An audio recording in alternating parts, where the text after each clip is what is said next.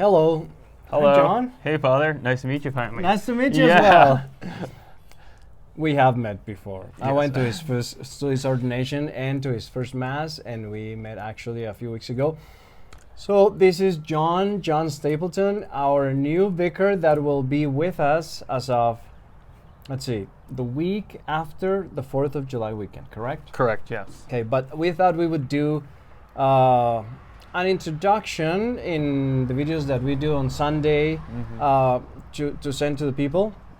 And I think what we're going to do is just ask John to give us a little picture of who he is, of his life, maybe a little bit of his vocation story. Would that be okay? Yeah, I can do that. Awesome. So, go ahead. All right. Well, let me begin with the vocation story. I received the call to the priesthood. I would say the seed to discern priesthood started when I was in college, studying at Colorado State University when I was 20 years old. And during that time, I remember the Lord inviting me when I would pray holy hours, especially through our Blessed Mother with the Rosary. And I could just feel, the Lord inviting me, wanting me to open up and to trust Him and to really discern the priesthood and to, and at first, I remember it being kind of like a shock and like, oh my gosh, like, why did He call me? Like, there's other people out there. Who am I? Yeah, but who am I to receive this call? That's right. But after I grew into that, I remember going to the retreats that the diocese offered down in Denver. I just remember as I gradually grew to hear the Lord's voice more and more, I remember having that desire to want to continue and to discern the priesthood. But as every 20 years old, you have like rose-colored glasses on, and then the diocese, because I applied that year, and the diocese said, maybe you should hold the brakes a bit and not enter this year at 20. And thanks be to God that they held the brakes on that, because I don't think I was ready for that, and the Lord knew I wasn't ready for that. So that's great discernment. That's one of the great things about having such great formators at the seminary.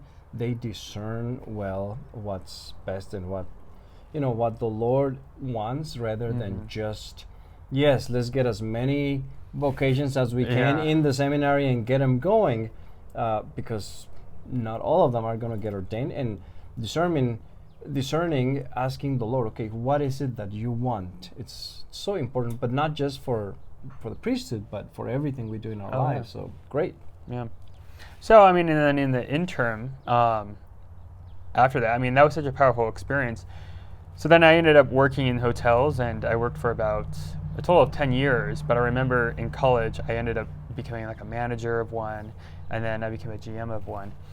But that experience of prayer and the Lord's voice and hearing it so clearly, that really stuck with me the whole entire time, throughout my college years and throughout my working years. And I just remembered every time I would go to work, not feeling 100% satisfied. And then when I would return to Mary through the Rosary, or even go to prayer, or even volunteering at my local parish's youth group, St. John's in Loveland, just having that longing to do something more and to give more of myself in a more radical way. But it wasn't until 27 that the Lord really made it clear that I was ready to go. And I remember going on, like, dating these young ladies and just having in my heart, going down there thinking, I'm not really ready.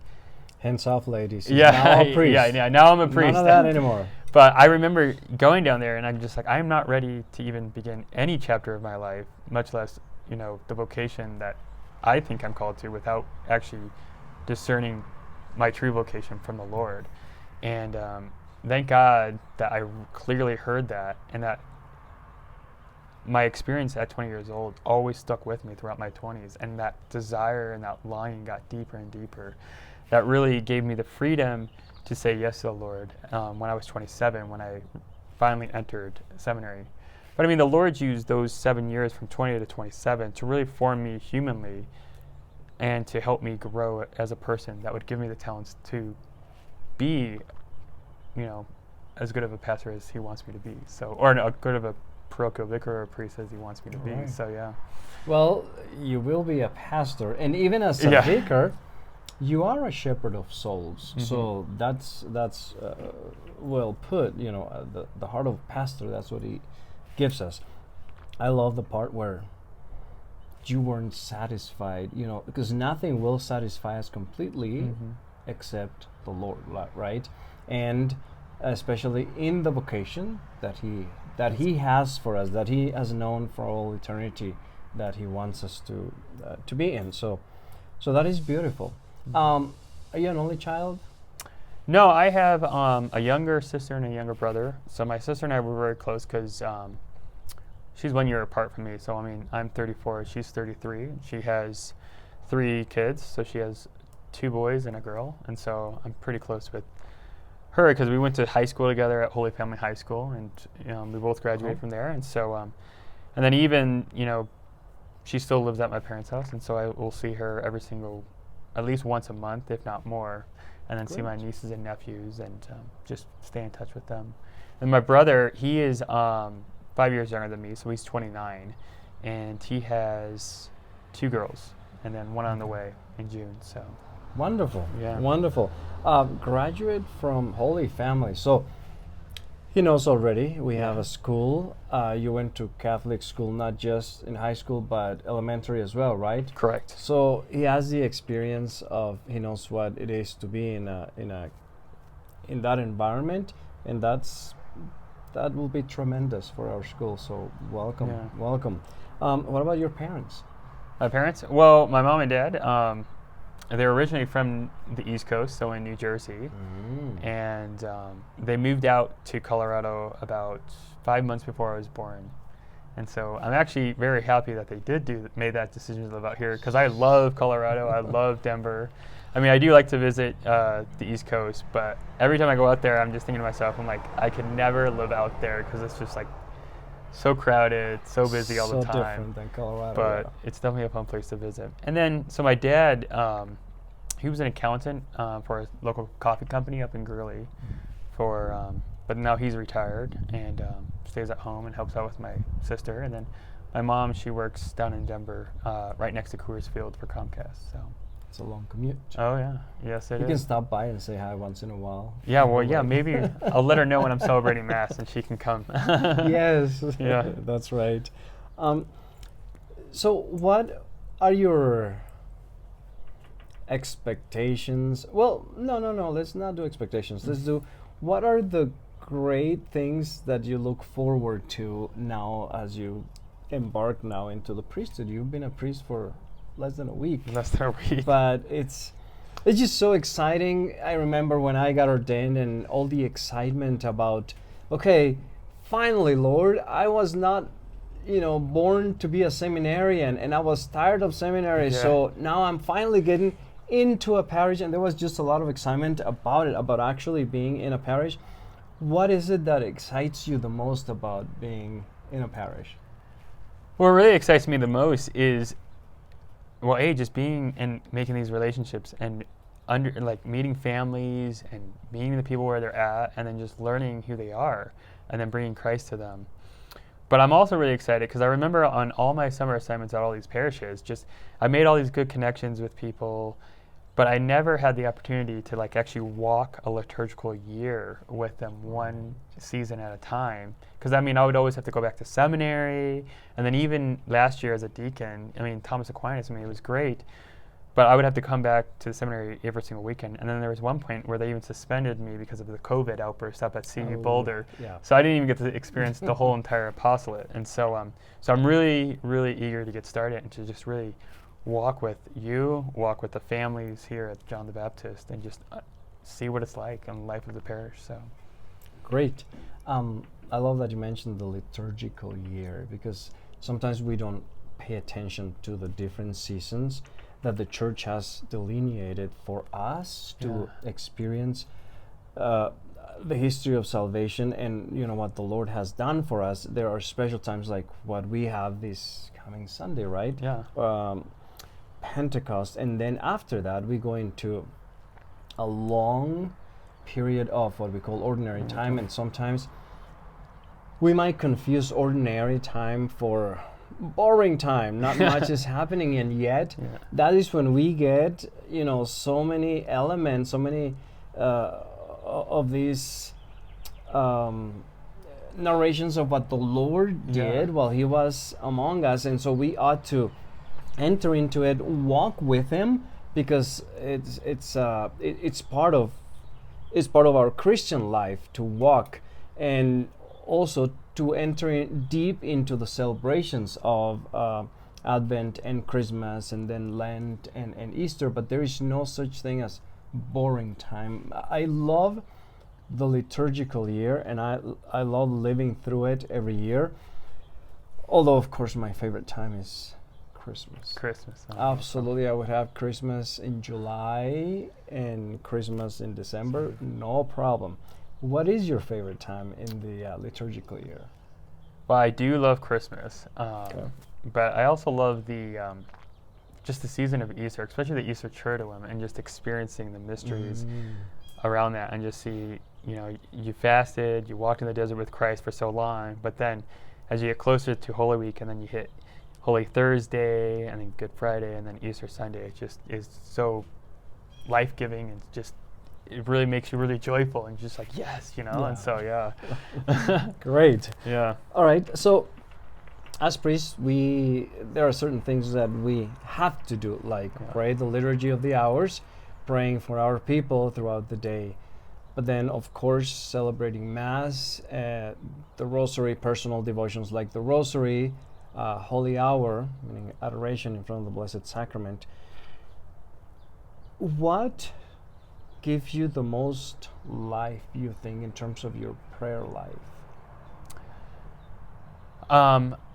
What most gives me the most is the Holy Hour, and making sure I do that every single day, and actually spending that time, 1 hour, one-on-one with Jesus. And I think that's the source of our life as priests, but it's also a source of our life even as Christians. And I mean, if we want to be faithful to the Lord, I mean, we always have to be opened up to Him and receiving His love. Now, I understand, like, for the average person out there, I mean, a holy hour seems like every single day might be difficult, but I mean, it's even just spending 5-10 minutes a day with them. It's like calling a friend and just being on the phone with just a friend, or even going on a walk with a friend and being in his presence. I mean, that's how I see holy hours, as just I'm not saying I'm calling Jesus or anything, but I'm saying, like, just sitting and abiding in His love as if you would with your own friend, and then just sharing life with them. And I feel like that's I've really grown into that throughout my time in seminary, to understand the true meaning of that as you would with a friend and a family member. And that's how you deepen that relationship. Now, I do have a special devotion to Our Lady in the Rosary, and so I pray that every single day. But I mean, she keeps me grounded, and she really I can just unload on her everything that's going on in my life. And she's always walked every step of my way in my vocation, and then just always guided me to where the Lord was calling me. So, right. Yeah. So I was thinking of closing the Adoration Chapel. Should I not close it then? No, I don't think so. Yeah.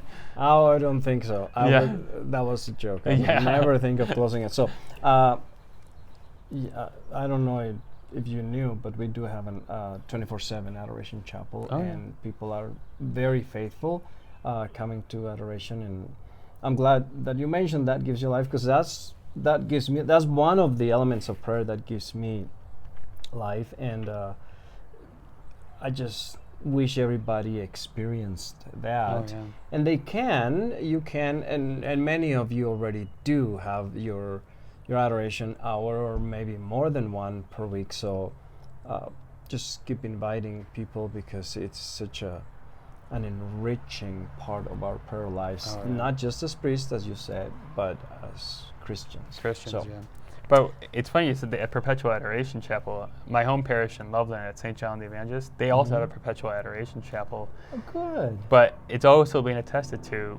Parishes that have these perpetual adorations, they just have a plethora of, like, in the Lord's time, obviously, of vocations. And so, and I know we're always wanting vocations, whether it's to religious life or priesthood.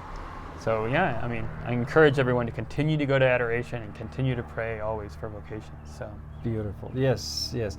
And pray also for those that already are trying to follow our vocation. Yes. All those who have been ordained, because we are in need of tons of prayers every single day. What about hobbies? yeah, hobbies. I mean, I'm a big runner, and so I enjoy just going on these races, but I also just enjoy times of just going out and running around the neighborhood and just experiencing the beauty of nature and creation, and just seeing the local areas that are out here. And so I'm really excited to get up here in Longmont to do that this summer, to just see what are the running trails, where is it good to go. I mean, this past year I had the beauty of being able to run with in Boulder and seeing the Flatirons, and so. But I know Longmont has a lot to offer, and so I can't wait to see where it has. We live in a beautiful town, and yes, Yeah. I'm not a runner, but I am sure there are plenty of running trails, just like biking trails. Father Daniel is into biking, and so he was able to find some trails around, and it's a beautiful area. So, great. Anything else you want to tell to our people? Other than, I mean, I'm just really excited to be here and to get started, and I just cannot wait to. I mean, I'm kind of hoping like June just runs really fast, and then I'm here. It's July 6th or 7th, and I'm starting. Yes. So yeah. Not too fast though, because Yeah. you deserve a little break. Let me tell you, seminary life, it's so intense. You go from one thing to, well, not that our lives here at the parish or your lives at home are less intense, but I remember my years of seminary and how exhausted I was. Even the day of my ordination and the day of my first Mass, I was so exhausted because, of course, we had just finished finals and all the preparations to end my life at seminary, and I realized how intense life had been. So I am glad that you are given a little break before you come to the parish. We will wait till you get a nice little break, and then we will. Hello. And doing great. How are you doing? I live 2 doors down, 1 door from the church. What time are your masses on Sunday? So we have an 8:30 a.m. Mass, and then at 10:30 a.m.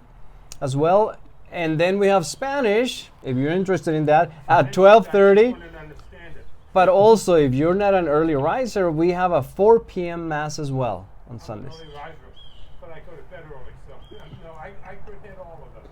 Yes. So the first one is, did I hear 8:30 8:30? a.m. Yes. I'll try to park in my driveway so one of your parishioners can have my spot on the street. Well, thank No, you. thank you. Thank you for that. Have a great afternoon. Yeah. So, now, as you can see, we have some friendly neighbors, which is great. Yeah. We have all kinds of neighbors. I will put it that way. But it is a great parish. I'll tell you this. We have, okay, cover your ears, everybody. We have awesome parishioners. This is a great community. And so I've been here for 4 years now. As of June, it's going to be 4 years. And I'm very happy to be here, and I think you will be as well. Oh, awesome. So, Father John, welcome. Thank you, Welcome. Father. All right, everybody. You will start seeing him again the week after July, the 4th of July weekend. And please love him, but start praying for him already. Oh, yeah, Please. please. God bless you all. God bless. Love you. Bye. Bye.